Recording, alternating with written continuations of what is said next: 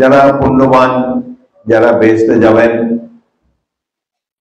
তাদের মধ্যে পয়গম্বর, রসুল, সাহাবী, নানা ধরনের নানা দরজার সম্মানিত ব্যক্তিরা থাকবেন।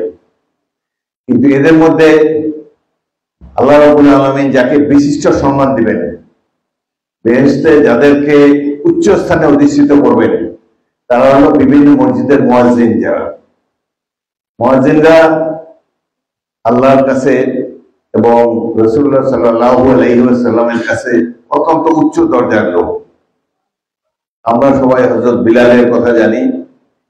তার সেই সুমধুর কণ্ঠের আযান শুনে কত মানুষ অনুপ্রাণিত হয়েছে, ইসলাম ধর্মে দীক্ষিত হয়েছে। আমাদের নবী করিম তাকে খুবই ভালোবাসতেন এবং রাসূলুল্লাহর মৃত্যুর পর তিনি এই আরব ভূমি ত্যাগ করে নিজের দেশ আফ্রিকাতে চলে গিয়েছিলেন। তার মন এতই ভেঙে গিয়েছিল, তিনি আর রাসূলের স্মৃতি বিজড়িত আরবে প্রবেশ করতে চাননি। পরবর্তীকালে খোলাফায়ে রাশিদের আমলে তাকে অনেক ধরে ধরে এখানে নিয়ে এসেছে মক্কা শরীফে, কিন্তু তার রাসূলের মৃত্যুতে তিনি যেভাবে শোকাহত হয়েছে, এই শোক তিনি আর কাটিয়ে উঠতে পারে নাই। কিছুদিন পর তিনি মারা যান।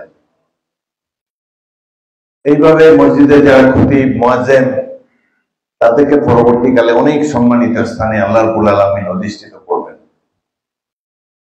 আমরা হয়তো বর্তমান পৃথিবীতে ধন সম্পত্তির মাপকাঠিতে মানুষকে বিচার করার চেষ্টা করি, ক্ষমতার মাপকাঠিতে বিচার করার চেষ্টা করি।